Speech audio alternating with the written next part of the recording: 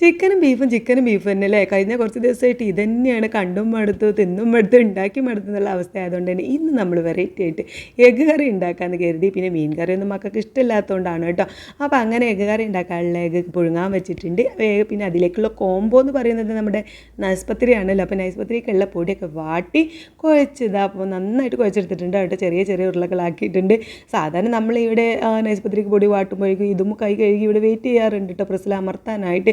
ഇന്ന് അവളെ കാണാനില്ല. അവൾ എന്തൊക്കെയോ കളിച്ച് നടക്കണം, മുറ്റത്തൂടെ അങ്ങനെ ഓടിച്ചാടി നടക്കുന്നുണ്ട് കേട്ടോ. ഞാൻ വിളിക്കാനൊന്നും പോയില്ല. ഞാൻ തന്നെ പരത്തി, ഞാൻ തന്നെ പ്രസ്സിൽ അമർത്തിയൊക്കെ ഒരുവിധം വെട്ടത്തിലാക്കി. എനിക്കിങ്ങനെ പ്രസ്സിൽ അമർത്താതെ ഒത്തിരി പരത്തിയാൽ വട്ടത്തിൽ വരില്ല കേട്ടോ, വല്ല ഭൂഖണ്ഡങ്ങളുടെ ആകൃതിയൊക്കെ ആയിരിക്കും. ഞാനും അതൊന്ന് പ്രസ്സിൽ ജസ്റ്റ് ഒന്ന് അമർത്തിയതിന് ശേഷമാണ് പരത്തിയെടുക്കുക കേട്ടോ. അങ്ങനെ പത്തിരിയുടെ പണി അവിടെ കഴിഞ്ഞു. അപ്പോൾ തന്നെ ഒരു സമാധാനമുണ്ട്. പിന്നെ ഫ്ലാസ്കിലേക്കുള്ള വെള്ളമൊക്കെ പാർന്നു.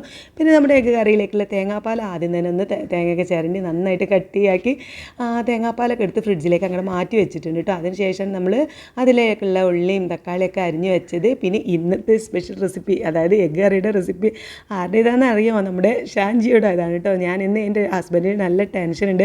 കാരണം നോമ്പ് തുറക്കാനല്ലേ നമ്മൾ ഇതുവരെ എഗ്ഗ് കറി ഉണ്ടാക്കി നോക്കിയിട്ടില്ല. അപ്പോൾ എന്താ മക്കൾ കഴിക്കുമോ, അതോ നമുക്ക് തന്നെ നോമ്പ് തുറക്കാൻ ഇനി എഗ്ഗ് കറി മുട്ടക്കറി ആകുമ്പോൾ കഴിക്കാൻ ബുദ്ധിമുട്ടുണ്ടാവുക എന്നുള്ള ടെൻഷൻ. എന്നാലും ടേസ്റ്റിൽ ഉണ്ടാക്കേണ്ടിട്ടോ എന്നൊക്കെ പറഞ്ഞിട്ടാണ് മൂപ്പർ പോയത് കേട്ടോ. അപ്പോൾ ഞാൻ കരുതി ജസ്റ്റ് ഒന്ന് യൂട്യൂബിലൊക്കെ ഒന്ന് സെർച്ച് ചെയ്തിട്ട് ഉണ്ടാക്കാൻ. അങ്ങനെ അതിൽ നോക്കിയപ്പോൾ എനിക്ക് ഏറ്റവും ഇഷ്ടപ്പെട്ടത് ഈ ഒരു റെസിപ്പിയാണ് കേട്ടോ. അപ്പോൾ വളരെ സിമ്പിളായിട്ടുള്ള റെസിപ്പിയാണ്. 4-5 മിനിറ്റിലാണ് മൂപ്പർ ഈ വീഡിയോ എടുത്തിട്ടുള്ളത്. അതേപോലെ സെയിം അയാൾ ഉണ്ടാക്കി അതേപോലെ തന്നെയാണ് ഞാൻ ഈ ഒരു കറി ഉണ്ടാക്കിയത് കേട്ടോ. സത്യം പറഞ്ഞാൽ അടിപൊളിയായിരുന്നു. നമ്മൾ സ്ഥിരം ഉണ്ടാക്കുന്ന ആ ഒരു ടേസ്റ്റിൽ നിന്നൊക്കെ മാറിയിട്ടൊരു വെറൈറ്റി ആയിട്ടുള്ള ടേസ്റ്റ് ആയിട്ടുള്ള മുട്ടക്കറിയായിരുന്നു. അടിപൊളി ടേസ്റ്റ് ആയിരുന്നു. സാധാരണ പത്തിരിയാണെങ്കിൽ 2 കഴിക്കാറുള്ളൂ നീനുട്ടി. ഇന്ന് 4 വരെ കഴിച്ചിട്ടുണ്ട് കേട്ടോ. അത്രയ്ക്ക് ടേസ്റ്റാണ്. എന്തായാലും ഒന്ന് ട്രൈ ചെയ്ത് നോക്കണേ. നമ്മുടെ യൂട്യൂബിലുണ്ട്, അടിച്ച് നോക്കിയാൽ കിട്ടുമല്ലോ റെസിപ്പി. അപ്പോൾ പിന്നെ അടുത്ത പരിപാടി അങ്ങനെ പത്തിരി മുട്ടക്കറി ആയി. ഇനിയിപ്പോൾ നമ്മുടെ പരിപാടി എന്താ വെച്ചാൽ സ്നാക്സ് ഉണ്ടാക്കണ്ട എന്നായിരുന്നു ഇന്നത്തെ തീരുമാനം. പക്ഷേ വൈകുന്നേരം ഇപ്പോൾ ഒരു 5 മണിയൊക്കെ ആയപ്പോൾ കയ്യും കാലൊക്കെ ഇങ്ങനെ തിരിക്കാൻ തുടങ്ങി. എന്തെങ്കിലും ഒന്ന് ഉണ്ടാക്കണ്ടേ, മക്കളൊക്കെ നോമ്പ് നോൽക്കുന്നല്ലേ കരുതി ഞാൻ എന്ത് ചെയ്തു, ഒരു ഉള്ളി എടുത്തിട്ട് ഒരു ഉള്ളി കൊണ്ടുള്ള ഒരു തട്ടിക്കൂട്ടുള്ളി വാട്ട് ഉണ്ടാക്കി അവിടെ ഓരോരുത്തർക്ക് ഓരോന്ന് കഴിക്കാമല്ലോ എന്നുള്ള രീതിയിൽ ചുട്ട് വെച്ചിട്ടുണ്ട് കേട്ടോ. പിന്നെ നമ്മൾ ഇന്ന് ഫ്രൂട്ട്സ് എടുത്തിട്ടുള്ള മാങ്ങയുണ്ട്.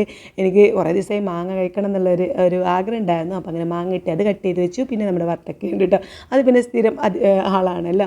അങ്ങനെ എല്ലാം റെഡിയായി നമ്മൾ ടേബിൾ മേൽ നിരത്തി വെച്ചിട്ടുണ്ട്. മൂപ്പർ പിന്നെ പള്ളിയിൽ നിന്ന് തുറന്നിട്ട് വന്നിട്ട് ഫുഡ് കഴിക്കുള്ളൂ കേട്ടോ. പിന്നെ ഞങ്ങളെല്ലാവരും ഒരുമിച്ചിരുന്ന് കഴിച്ചു. നല്ല അടിപൊളിയായിട്ടുള്ള ഒരു നോമ്പ് തുറ ഇഫ്താർ തന്നെ ആയിരുന്നു. സത്യം പറയാമല്ലോ, മുട്ടക്കറി എന്ന് വിചാരിച്ച ഒരു പ്രശ്നം ഉണ്ടായിരുന്നില്ല, അടിപൊളിയായിരുന്നു കേട്ടോ. അപ്പോൾ ഇന്നത്തെ വീഡിയോ ഇത്രയുള്ളൂ. വീഡിയോ ഇഷ്ടപ്പെടുകയാണെങ്കിൽ സപ്പോർട്ട് ചെയ്യണേ.